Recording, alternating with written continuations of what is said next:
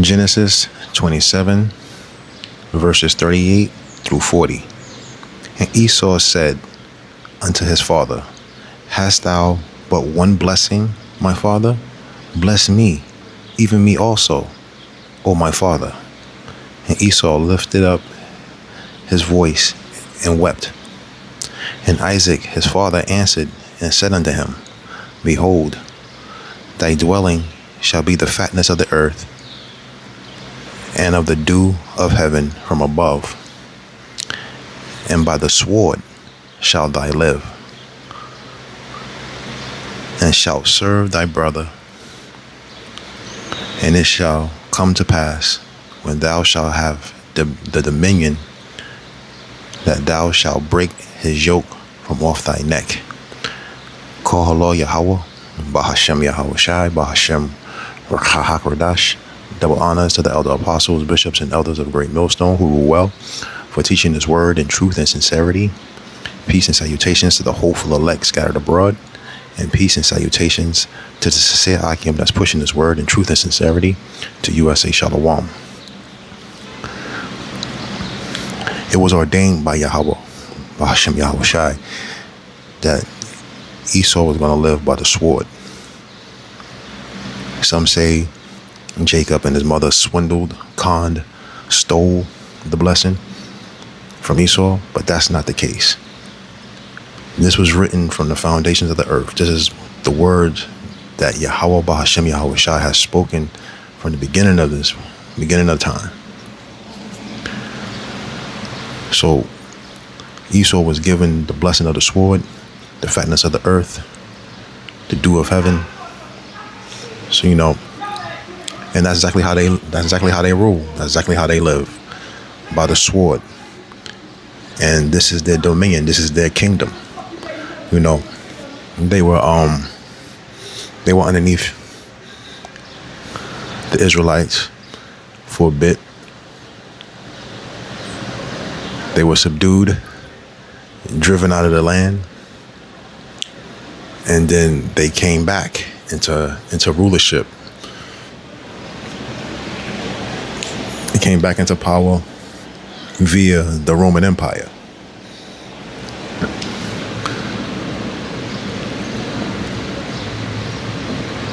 So that's what those verses are speaking of.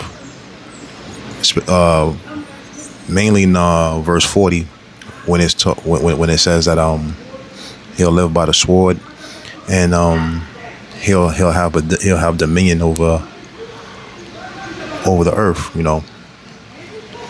He should have dominion. That's what that means. He'll be in the controlling seat. He'll be in the ruler seat, and he'll break that yoke from off his neck, which means he'll come back into power. He was subdued, then he will come back into power, and that's during the time of the Renaissance, when they came back into power, when they chose to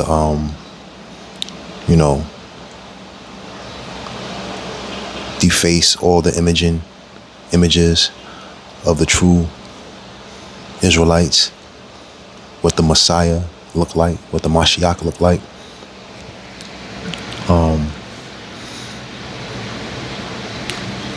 And since that time, they've ruled with the sword. That's the only way they know how to rule. They don't know how to rule diplomatically by any of the laws that they set forth. They switch up and change rules as they go along to fit their own needs. And we're witnessing that right now with that war in Iran. They were supposed to have a ceasefire, but recently in the news, as of this morning, it happened sometime yesterday, that the U.S. went and did some more strikes. They went and they let go. They let go of their weaponry. They let go of some missiles. But this was you already knew that this was going to happen. You thought that it would be more so on the side of Them small hats, them imposters, the Khazarian imposters. You thought it was gonna be them that, broke the ceasefire. But it was Nero. Of course it was Nero. So it was all in efforts because they, to get to that uranium. They don't want Iran to have uranium because, quote unquote, they're going to make nuclear weapons out of them. They've possessed uranium for a while now. And the rhetoric for the last 20 years is that they're going to create a nuclear weapon.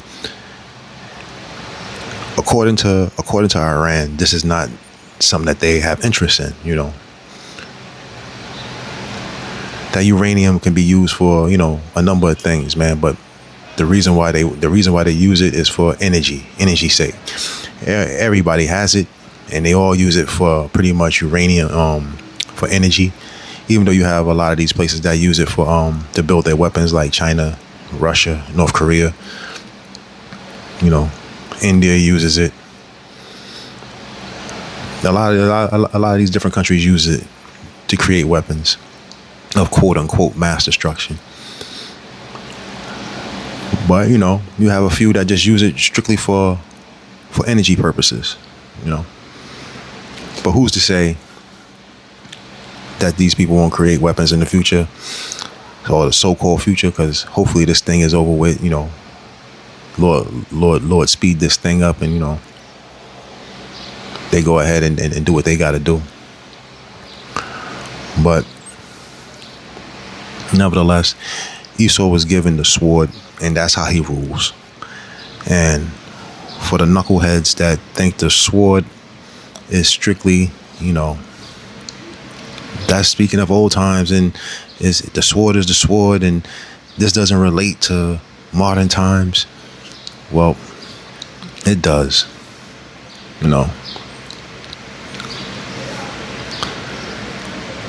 The sword is in modern context, the sword is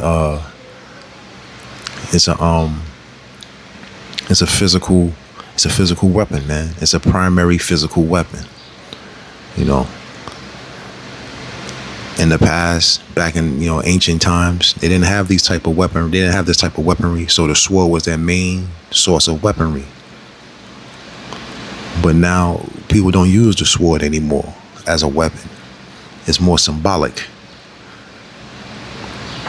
So when you look at the sword in modern context, it's all these different forms of weaponry that these people use.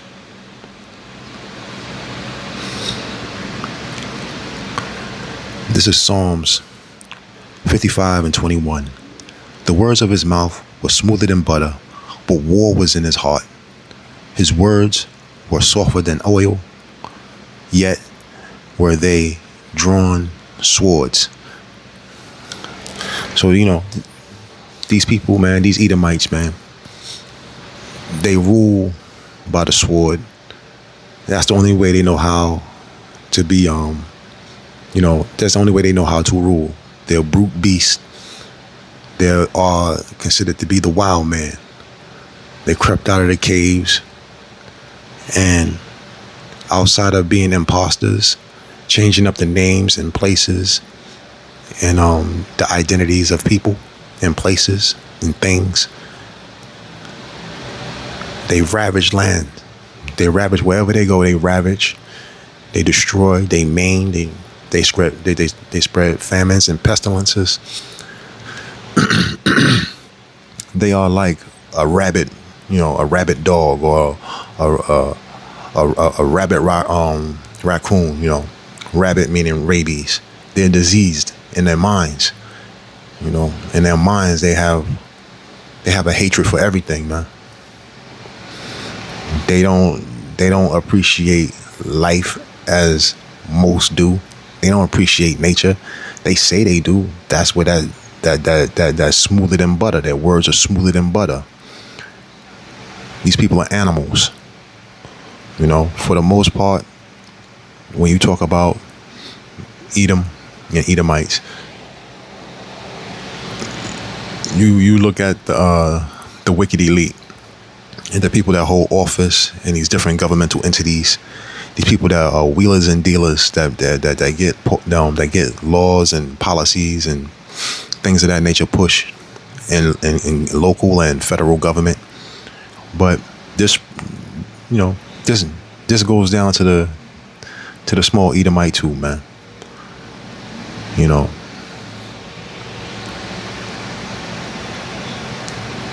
They push wickedness, man.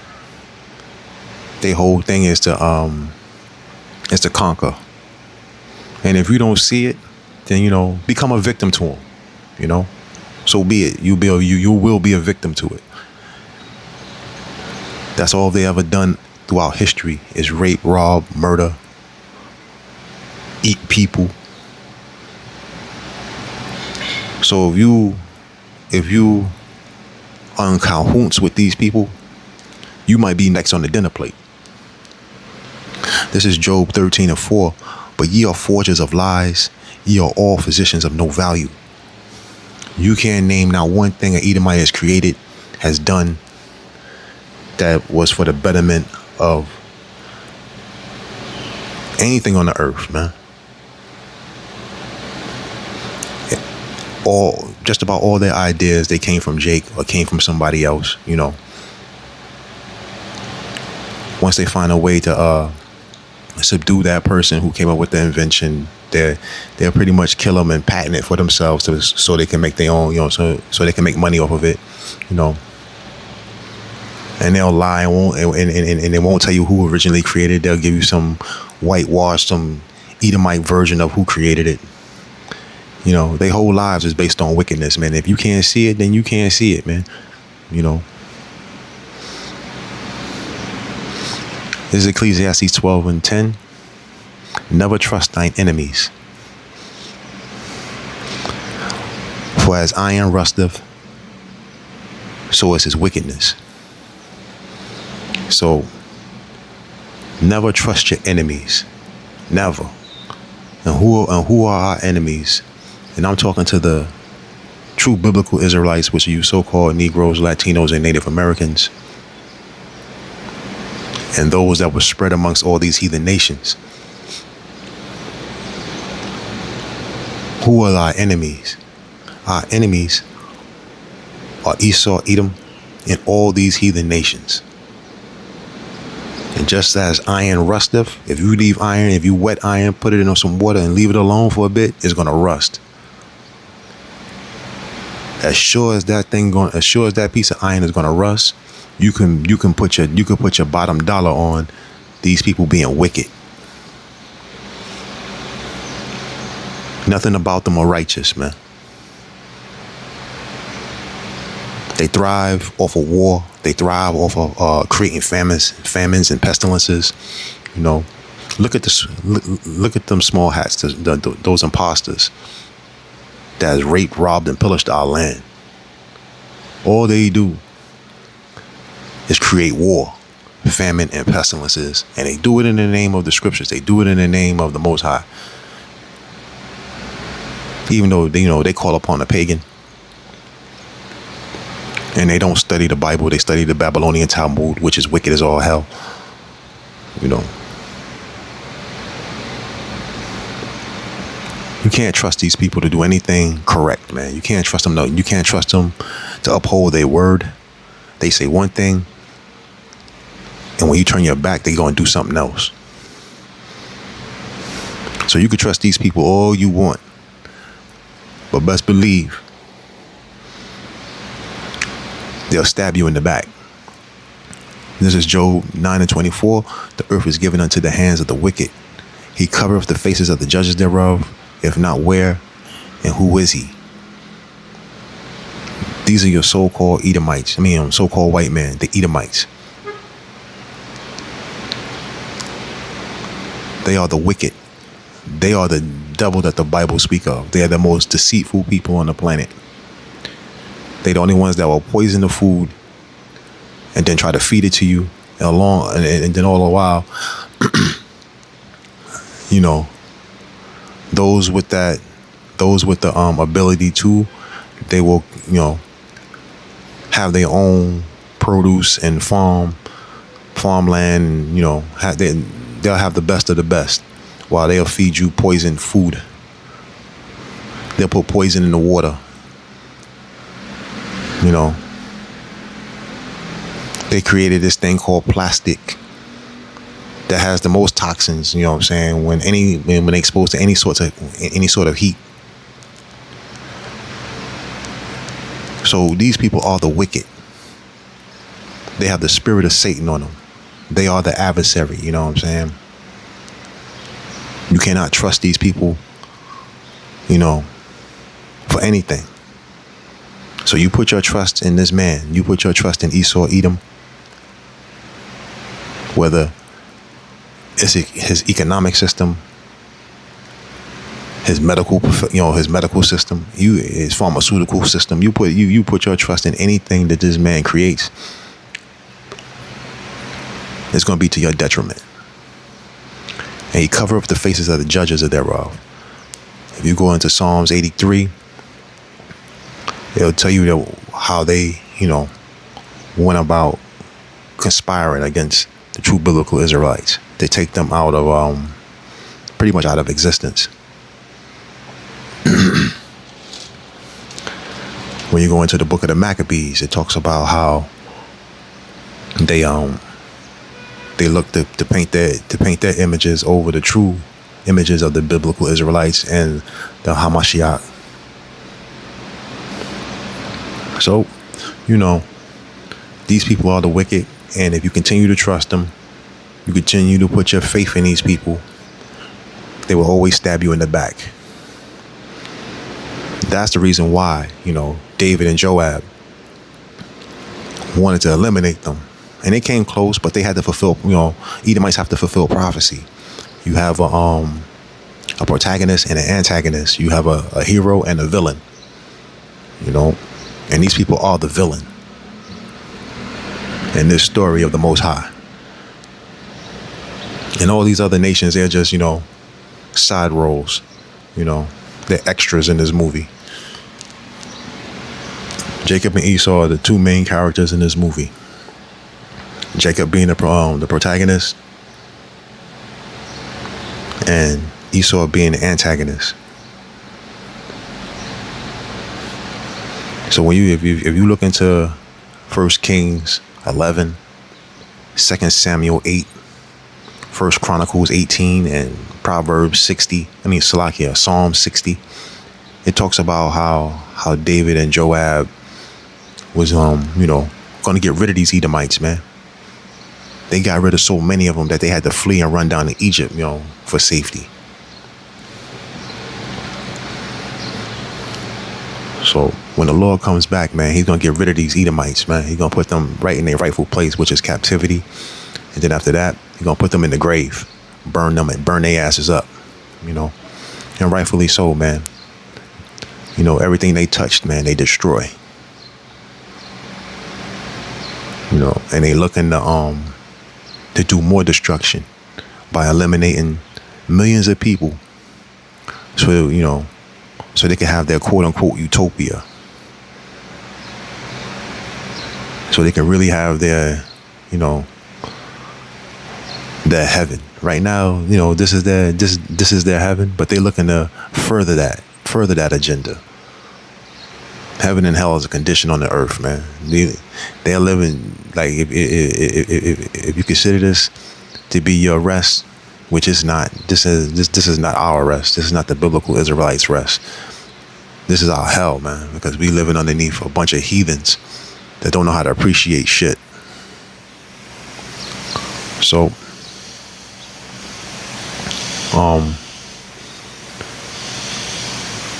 rely on the Lord. Call upon his name, Yahweh, Bahashem Yahweh Shai. Yahweh being the Father, Bahashem in the name of his only begotten Son, Yahweh Shai. And continue to pray for the downfall of Babylon, because our kingdom is soon to come. Call Allah Yahweh, Bahashem Yahweh Shai, Bahashem Rahak Radash, Abad Babal.